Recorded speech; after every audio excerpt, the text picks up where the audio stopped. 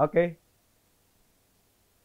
pemirsa, ketemu lagi dengan saya Ilham Saputra dalam program Banyak Tanya.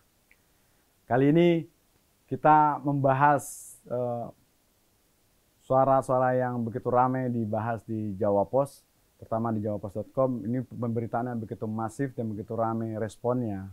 Nah, sekarang kita menghadirkan seseorang yang memberikan advokasi besar terhadap parung panjang, dan kita berharap sekarang ini kita bicara soal parung panjang yang lebih dalam. Kenapa parung panjang belum juga selesai masalahnya dari tahun ke tahun, masalahnya dari truk tambang dan jalan yang macet. Kali ini saya perkenalkan, teman saya Ronald Sinaga. Nggak perlu dikenalin. Nah, semuanya banyak yang tahu lah. Semuanya udah tahu lah. Udah GR kita. Udah GR, iya ya, harus GR lah. Karena jadi gimana, Bro? Ini 2 pekan terakhir ini sangat sorotan yang begitu besar ya, semenjak pemantiknya ketika ada masyarakat dari Legok ke Tangerang datang ke posko Dishub. Marah-marah. Iya, marah-marah. Habis itu kan sekarang hampir gak jelas lah gimana soalnya parung panjang. Bro yang selama ini mau advokasi gimana? Ya, Bogor ini memang spesial ini Bogor ya, tapi ya parung panjang memang banyak ceritanya. Jadi lebih banyak lagi ceritanya di parung panjang, kasus jalan yang dipenuhi truk-truk tambang ini, truk-truk besar, memang nggak ada hentinya. Nah, apalagi parung panjang ini saya udah perhatiin, kayaknya bulan ini 2 tahun deh, 2 tahun full ya. Saya perhatiin benar tiap bulan tuh ngegas terus mengenai parung panjang. Saya belum ada lihat cahaya ini di ujung terowongannya. Progresnya nggak ada ya? Ada sih progresnya kalau mengenai jalan rusaknya kan saat ini kalau di akhir September ini memang proses perbaikan jalan. Nah, jadi kalau dulu tuh keluhannya adalah jalannya rusak, hancur, banyak yang hancur gara-gara truk besar lewat yang kalau saya bisa analisa hampir rata-rata mayoritas overload. Ya kan sudah overload. Dengan ketidakadanya perawatan yang baik, infrastrukturnya di sana makin parah. Jadi infrastruktur rusak, keramaian jalan mengenai truk yang lewat, terus debu yang begitu banyak, terus datang hujan, lumpur yang begitu banyak juga, banyak kecelakaan, banyak kematian juga, banyak nyawa yang melayang di sederetan jalan satu trip itu aja, parung panjang. Yang mulai dari yang sepanjang M Toha ya, sampai sudah manik di atas. Jadi bayangin di parung panjang ini kan kecamatan, terus jalan raya parung panjangnya itu hanya 1 strip. Permasalahannya semua di strip jalan raya ini aja. Di gang kecil di perumahan komplek itu nggak ada masalah. Nggak ada masalah, betul. Hanya di jalan raya satu ini aja. Tapi kan itu lurusannya kan ke Tangerang. Ke Tangerang, dan betul. truk itu melintas ke Tangerang. Dari atas ke bawah, ke Legok ya. Tapi kenapa ke Tangerang mereka bisa tertib? Jalannya tidak separah parung panjang. Apa yang terjadi parung panjang kok bisa begini? Mungkin waktu sudah masuk Tangerang itu udah bercabang. Ada yang waktu di pertigaan pertigaan Legok, ada yang ke kanan, LG. Ada LG ya, ada yang ke kanan, terus ada yang lurus juga, terus ada yang ke kiri. Jadi beban jalannya itu udah kebagi kalau sudah masuk Tangerang, udah kebagi. Kalau di parung panjang ini hanya 1 jalan aja. Satu jalan aja, atau memang ada yang lewat belakang lah, lewat Rumpin, lewat jalan lain, ya antara itu aja stripnya itu. Jadi kalau udah sampai Tangerang, udah kebagi ya beban jalannya tidak seberat yang di parung panjang. Tapi masalah parung panjang, jalan rusak, ini kan suaranya yang kita ketahui ramai di media itu sebetulnya sudah terjadinya ledakan penduduk kan. Tahun 2014 itu 2012 sudah terkenal parung panjang jalan rusaknya. Nah, narasi jalan tambang itu dibahas sejak gubernur sebelumnya. Ini kenapa juga belum selesai? Apa? Ya gubernurnya kantornya jauh di Bandung. Ini parung panjang di ujung Kabupaten Bogor, di ujung provinsi gitu loh kan. Kecamatan Parung Panjang itu ya bagi yang pemirsa belum paham kan itu di ujungnya Kabupaten Bogor, 1 kecamatan lagi ke timur itu ke timur atau barat ya? Ke barat itu udah masuk Banten. Ya, 1 kecamatan lagi. Jadi udah ujung nih. Bukan Parung Panjang udah berbatasan sama Banten. Ya, Banten ya ke atasnya Tangerang. Utaranya Tenjo ke sana. Tapi ke baratnya lagi satu kecamatan itu kecamatan Tenjo. Ibaratnya sudah di ujung lah kan. untuk Kabupaten Bogor di ujung, untuk Jawa Barat ya Apalagi? di ujung juga, ya kan? Ya, emang ini udah paling ujung Kabupaten Bogor. Jadi kalau dibilang pemerintah provinsi dari dulu gubernur sebelum-sebelumnya bilang begini bilang begitu ya iyain aja dah. Ya kan, toh juga programnya kan harus turun ke bawah, mungkin lewat bupatinya, lewat dinas-dinasnya, ya terbengkalai sih menurut saya. Apalagi pemeliharaan jalannya, kita sudah tahu lah dari Sabang sampai Merauke itu pemeliharaan jalan itu sangat buruk di Indonesia ya. Yes. Nah, Jawa Barat juga sangat buruk, ya, apalagi di ujung provinsi dan di ujung kabupaten sana. Jadi polemik apa ya? Ini kayak double hit, triple hit ini Parung Panjang ini, ya, posisi di ujung kabupaten, di ujung provinsi, dan dikombinasikan dengan pemeliharaan infrastruktur yang begitu buruk. Nah, kebetulan jalan Parung Panjang itu jalan akses provinsi, bukan jalan kabupaten. Ada menyebutkan jalan nasional karena menghubungkan dua provinsi. Jalan Muhammad Toha itu jalan provinsi, Bang. Ya itu tadi udah jalan provinsi kan, udah di ujung provinsi. Ya agak terbengkalai lah. Saya pernah kritik anggota PUPR yang turun ke jalan yang perbaiki, ya ibaratnya pekerjaannya asal-asalan aja. Yang sangat tidak berarti, ya mungkin benefitnya sehari 2 hari, mungkin 3 hari. Tapi dengan beban begitu berat ya hanya buang-buang anggaran aja, cara teknik perbaikannya salah, bukan solusi jangka panjang. Jadi selama ini ya sangat disayangkanlah, banyak uang yang menguap, banyak juga uang yang menguap dari sisi pemerintahan, uang menguap dari rakyat karena kesehatan, berarti harus berobat-berobat, dan juga waktu yang terbuang. Jadi ya ini lumayan unik. Banyak cerita lah di Parung Panjang. Parung Panjang itu bisa dikatakan daerah produsennya pasir galian C itu, atau itu sumber dari daerah lain, kecamatan lain? Emang di kecamatan? Kalau saya kan di ujungnya, kecamatan Parung Panjang. Itu Cegudeg. Di Cegudeg ya, kalau itu kan desanya ya, desa Cegudeg ya. Kecamatan juga. Itu ya. Saya tahunya Cegudeg itu desa ya. Kalau Gerowong ya masuknya Parung Panjang. Oke. Ya penduduk Parung Panjang lebih tahu. Kita observasi. Ya, intinya kalau kita nama Cegudegnya nggak sekuat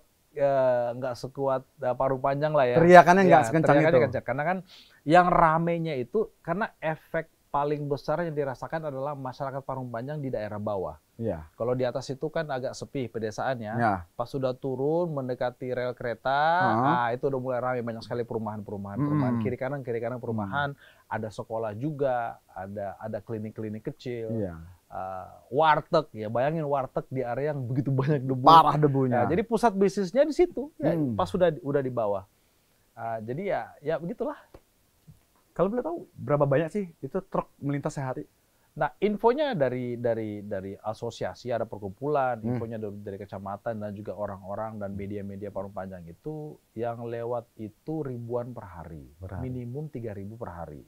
Minimum 3.000 per hari. Nah, jadi bayangin begitu muatannya begitu besar. Tonase berapa? Tonase itu. Aduh, Bang, kalau ngomong tonase, kita nggak usah ngomong tonase yang anunya lah. Normalnya kan dump truck itu seharusnya kan 8 ton. Itu bisa bawa sampai 20 ton loh. Bisa memang overload, bisa bawa sampai 20 ton sampai 30 ton bisa. Belum lagi tidak ada pengamanan. Tidak ada lagi terpal. Jadi saya lihat memang beberapa ada. Kalau saya berani bilang 95% yang lewat overload, bahkan mendekati 100%. Yang tidak pakai terpal mendekati 90%. Ada beberapa yang pakai terpal, tapi mayoritas saya berani bilang 90% nggak pakai terpal. Bayangin begitu jalan rusak, truk yang overload di atasnya, ya batunya jatuh. Batunya jatuh, terus jadi kalau lewat jalan rusak kan truknya goyang, goyang. Nah, itu batunya jatuh. Belum juga truknya jungkir balik. Karena ada yang tidur ya, bukan jungkir balik, tidur. Ada lagi ketika fenomena di situ kan, ketika truk sudah rusak. As jalannya apa? Asnya patah. As patah. Itu menyebabkan itu panjang rangkaian kan? Betul. Jadi asnya patah atau ban pecah, penanganannya tentunya lambat, tidak bisa langsung, ya kan? Nah, jadi sudah mulai macet, rangkaiannya macet mundur ke belakang, bisa mundur macetnya 2-3 km. Terus ada yang bandel, ada yang keras kepala, ada juga yang ngeblong, ya kan? Ya, ngeblong ya udahlah, kunci. dia terkunci dan itu sering terjadi, sangat sering terjadi. Kemacetan, kita bicara kemacetan ya. Ya. Itu kan artinya pada lalu lintas. Jalan Parung Panjang di situ ada sentra pemerintahan. Ya. Mulai dari puskesmas, Nah, saya udah tahu kecamatan, siapa yang boleh sindir nih. nah, ada Koramil, ada Polsek. Ya. Kemana mereka, Pak? Nanya saya kemana? Iya. Ya, tanya warga Parung Panjang lah, jangan nanya saya. Saya beberapa kali turun bersama teman-teman di Disub. Saya ngomong teman-teman ya teman-teman di Disub karena saya perhatiin Disub ini yang paling aktif di lapangan. Jadi waktu saya turun ikut giat sama mereka yang untuk bantu, penegakan peraturan bupati. Saya tidak pernah lihat itu ada Polantas sama sekali muncul, sekalipun nggak pernah lihat. Saya pernah pertama kali ke Parung Panjang ada yang warga sana ajak saya naik turun. Kita lihat ada Polantas nongkrongnya di warung dan itu pun hanya 2 orang aja. Setelah kita selidiki, kita research, ternyata di Polsek Parung Panjang itu hanya memiliki 2 anggota Polantas, 1 kasat atau kanit ya sebutannya ya. Kanit itu. 1 pimpinan, ya 1 anggota, ya berarti ya 2 aja.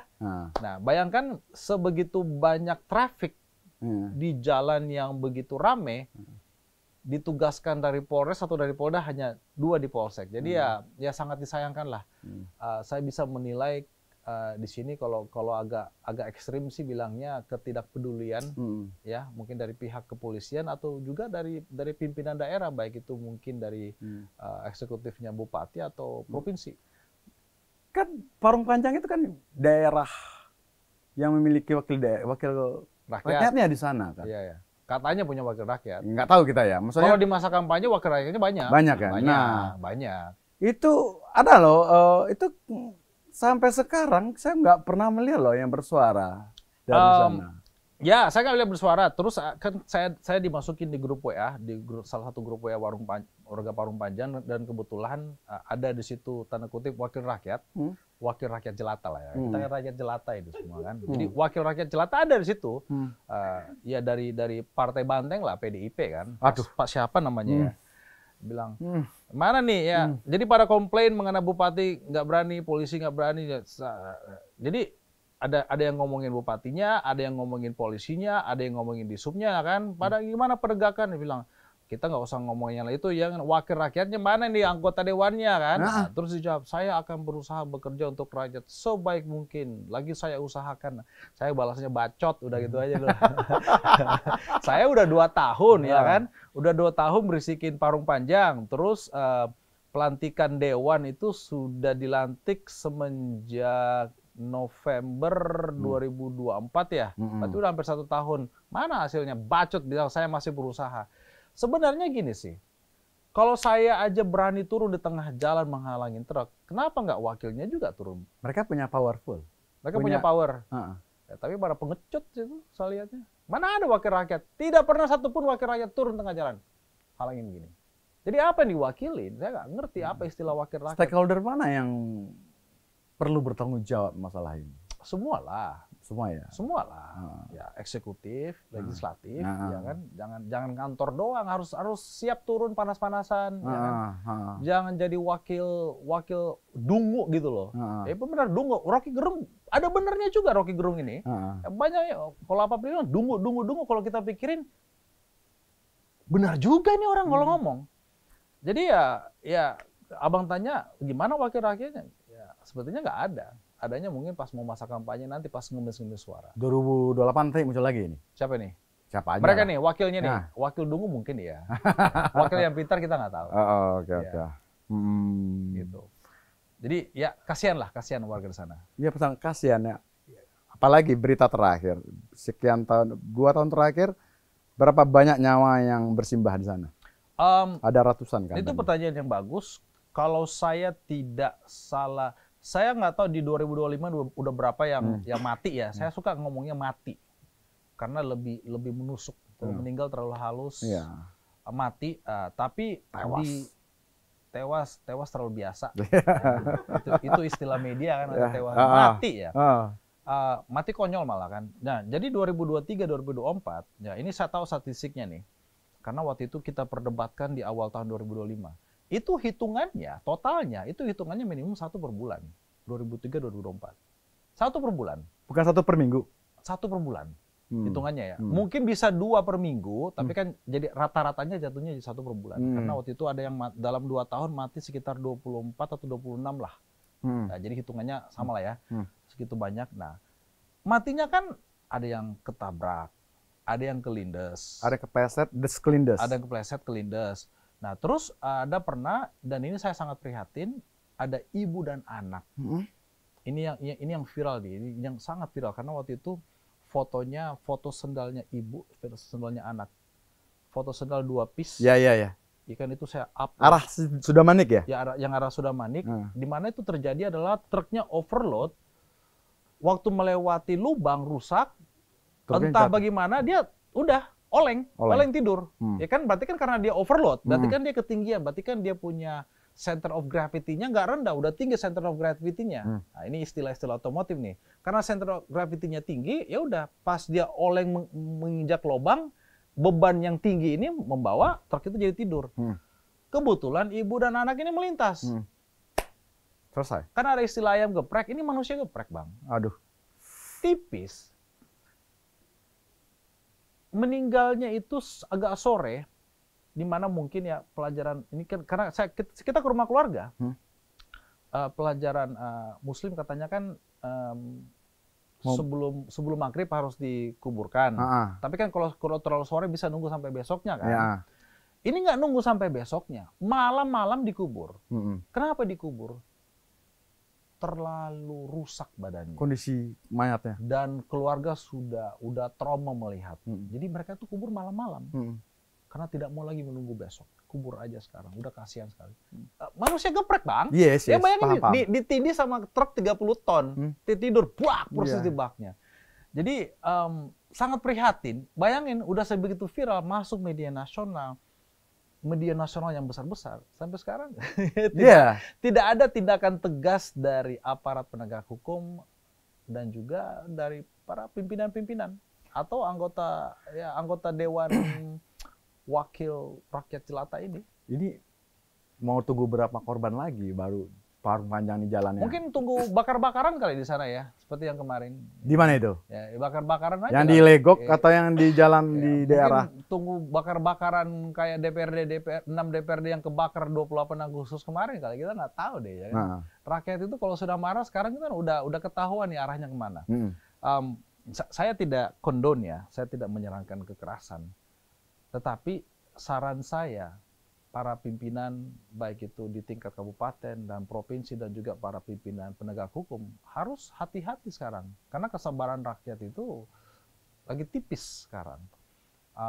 Saya berpikir mungkin butuh 1 trigger lagi nih. Mungkin ada 1 ibu dan anak lagi yang mati dulu, yang kena geprek nih. Itu mungkin bisa bakar-bakaran itu dari kecamatan sampai dari Parung Panjang sampai Legok tuh. Saking marahnya masyarakat. Jangan sampai ke situ. Jangan sampai ada ke situ. Harus antisipasi sekarang. Jangan lagi ada kecelakaan. Kemarin ada kecelakaan, tapi bukan di Parung Panjang, kejadiannya di Jasinga ya, atau di Parung ya, kecamatan sebelah. Ada truk yang jatuh ke jurang, yang di Jasinga tuh ada yang meninggal, tapi ya di Parung Panjang sebulan terakhir hanya ada kecelakaan kecil. Tapi jangan sampai tunggu warga itu marah. Karena sudah pernah demo tuh kan Desember 2023 kalau nggak salah itu udah demo di depan kecamatan. Ya, tapi anehnya yang demo itu yang orasi setelah kita cek ya anggotanya asosiasi truk, pengusaha truk bilang ini gimana sih munafik juga. Ini yang bersuara ini murni masyarakat katanya atau ada pemain 2 kaki 3 kaki juga, Bang. Ya karena kan kepentingan di situ kan banyak. Jadi gini, yang membuat masalah di Parung Panjang atau yang bagian dari masalah di Parung Panjang itu adalah warga situ juga. Ya kenapa ya? Supirnya atau keretanya ya warga Parung Panjang juga. Disuruh parkir di atas, jauh dari masyarakat nggak mau. Kita pengennya dekat di bawah, ya kan? Pas dekat di bawah di kantong-kantong parkir sudah penuh, yang nggak dapat ya maunya parkir di pinggir jalan. Parkir di pinggir jalan akhirnya jadi terjadi juga kemacetan. Jadi ya pemain dua kaki banyak di situ Itu juga. yang terikat dengan ekosistem truk. Yes. Nah, yang bersuara memperjuangkan haknya mendapatkan udara bersih, mendapatkan keamanan di jalan, memastikan kenyamanan di jalan itu siapa? Orang Parung Panjang yang mana ini? Saya rasa orang-orang Panjang yang warga itu tidak ada kepentingan persis di pinggir jalannya kecuali hanya mau melintas saja. Ya mungkin warga-warga yang di klaster, yang di perumahan. Bagi mereka kan mereka itu sangat terganggu di pagi hari, di siang hari, dan juga di sore hari pas pulang pergi sekolah. Kalau di siang hari kan sekolah, pulang pergi, ya kan, pagi dan siang. Kalau sore yang bermasalah yang orang kantoran, ya kan. Kalau pagi-pagi semuanya sama-sama keluar kan. Nah, apa ya, yang punya berkepentingan itu yang di pinggir-pinggir jalan, yang pengusaha mungkin warung makan, pengusaha kantong parkir yang menyediakan lahan parkir untuk para supir, ya kan, bengkel-bengkel, ya perbaikan ban, bengkel-bengkel truk, ya itu ya di pinggir jalan. Ya tapi kan debunya kan bisa menyebar sampai berapa ratus meter masuk ke komplek, bukan hanya di pinggir situ saja. Berarti ada dua kaki, ada yang terikat dengan truk, ada yang berjuangkan. Betul. Terus siapa yang tersandra sebetulnya begini? Yang tersandra, semuanya tersandra. Warganya tersandra, ya para pimpinan juga tersandra. Tetapi kan kalau mau bawa perubahan kan harus ada yang berani tegas dan harus ada yang bisa berkorban. Jadi berani tegas dan harus ada yang mau dikorbankan atau yang harus dikorbankan, harus ada yang dikorbankan untuk kepentingan yang lebih besar. Nah kayak sekarang nih, kan ada perbaikan jalan.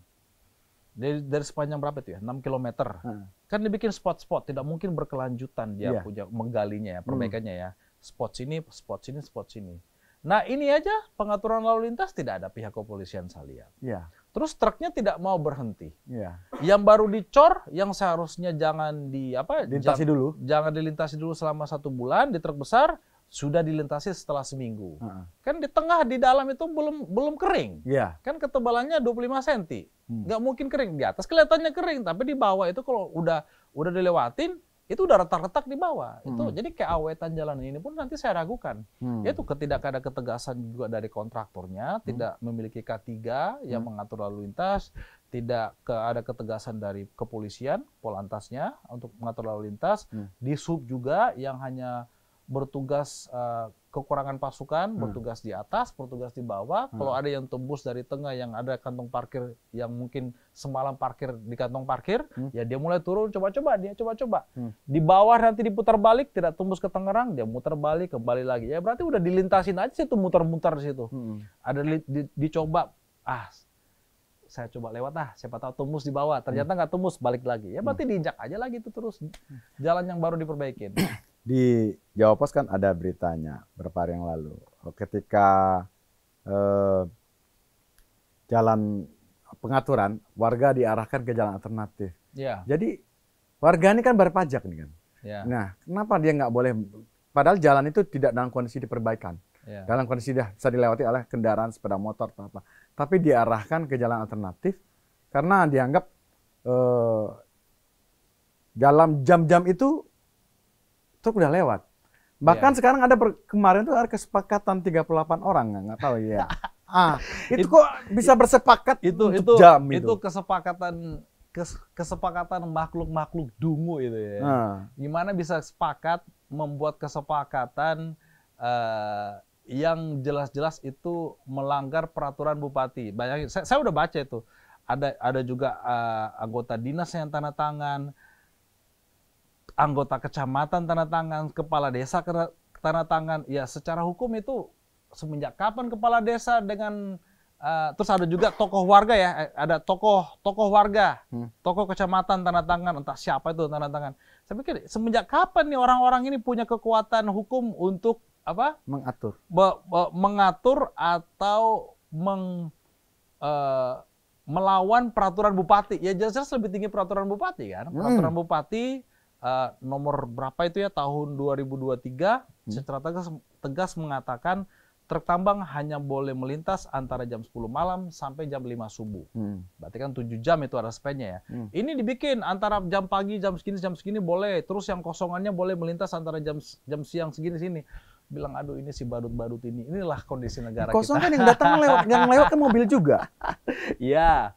Yang dilewati kan yang dimakan kan jalan juga ada truk. Ya, betul. Apa bedanya yang kosong dengan dia berisi? Kan juga makan badan jalan. Ya, jadi maksudnya gini, yang kosongan itu tidak melintas bersamaan dengan yang ngisi. Dengan kondisi sekarang jalan itu tidak full 2 arah bisa melintas karena ada perbaikan. Jadi kalau dua-duanya bertemu ya berarti terlalu ramai karena kan terus itu kan nanti kan harus ada yang berlawanan arah karena kan satu jalur ditutup. Jadi kalau kosong, jadi maksud mereka adalah ya kan ini karena otaknya semi dungu ya, mereka ini semi dungu nih. Kalau alasannya ya kasihlah kosongan naik. Kalau kosongan naik kan tidak seramai truk jalan, truk yang isian. Benar, itu logikanya benar. Tapi kan kalau dia melintas, truk tambang, truk yang besar-besar ini kan berarti melanggar peraturan bupati. Bagaimana bisa ada kesepakatan bawahan bupati menyepakati untuk melawan bupati? Ya, di sana aja pada ketawa, iya kan? Ini kan dungu namanya, udah mendekati kebodohan.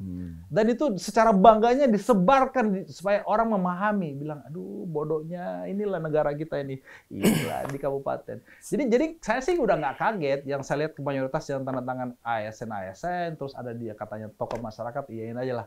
Ya makanya negara kita kayak gini, banyak orang dungu-dungu seperti ini. Beberapa bulan yang lalu, kepala daerah, sebutlah saja lah itu gubernur, kan udah main ke sana ya. Iya. Kan harapan masyarakat ketika seorang gubernur datang ke Parung Panjang, masalah yang mereka teriakkan selama ini bisa diteduhkan, tapi hasilnya nggak ada. Ya gubernur datang, KDM datang ke Parung Panjang beberapa bulan lalu. Kalau saya lihat analisa saya adalah hanya untuk membuat gembira sesaat aja. Gembira malam itu ada musik lah, ya kan, ada diskusi. Itu pun diskusinya nggak begitu banyak lah ya kan. Ya untuk meredakan situasi, menurut saya hanya itu aja.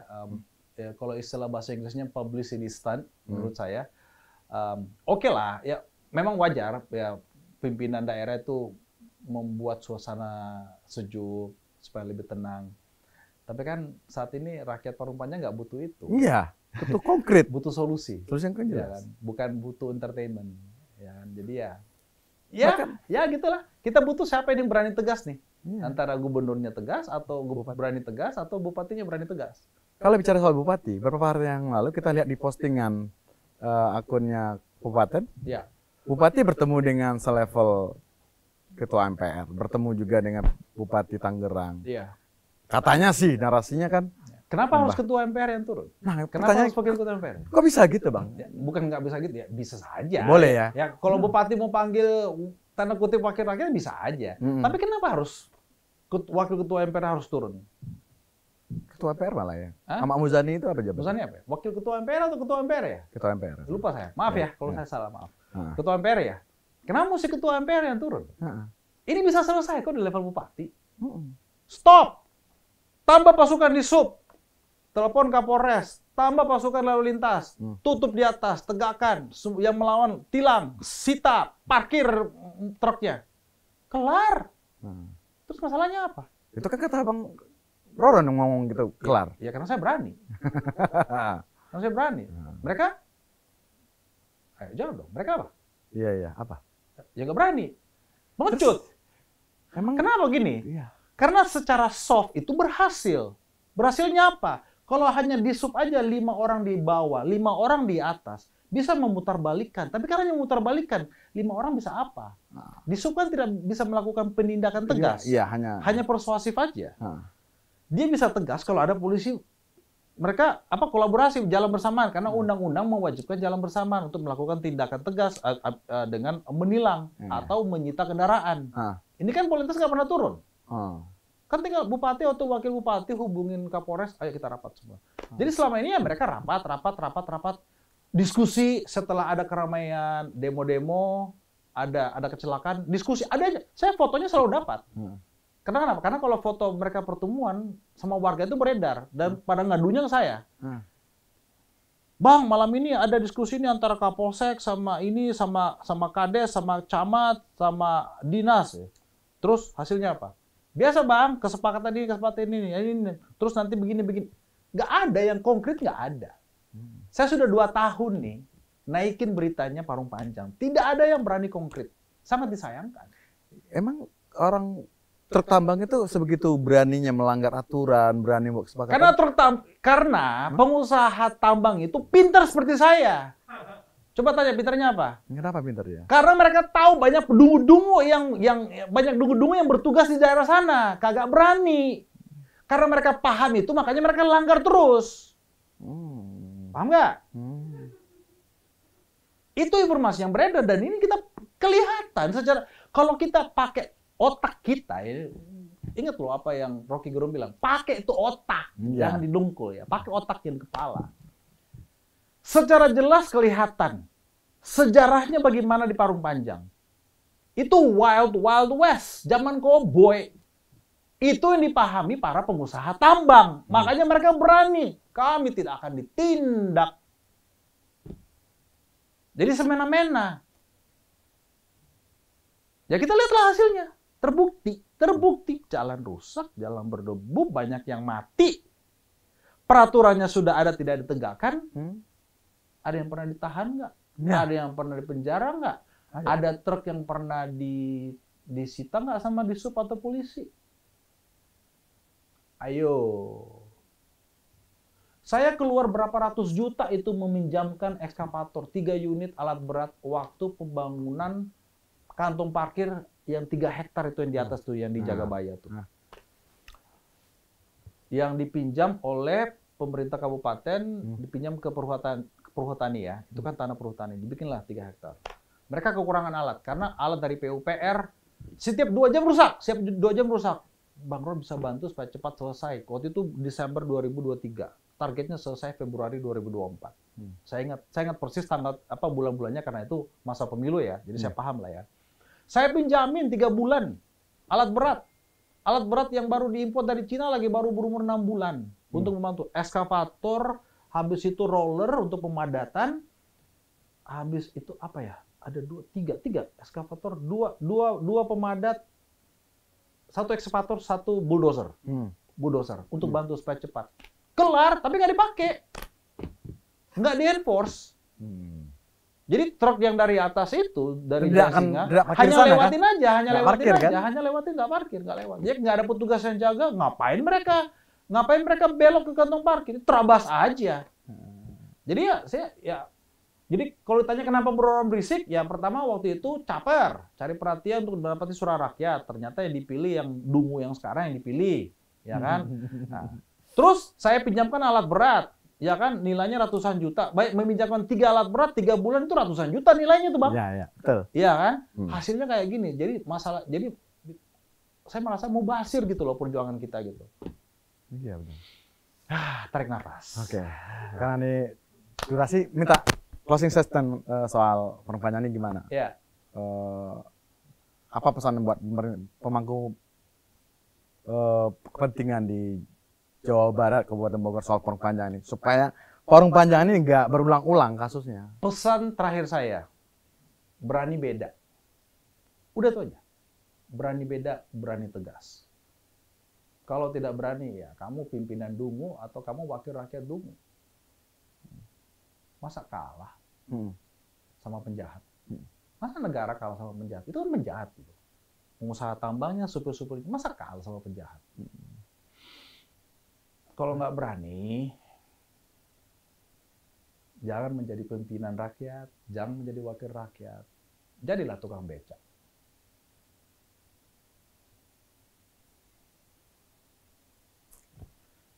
Oke. Sebenarnya panjang mau dibahas. Durasi kita terbatas. Ya.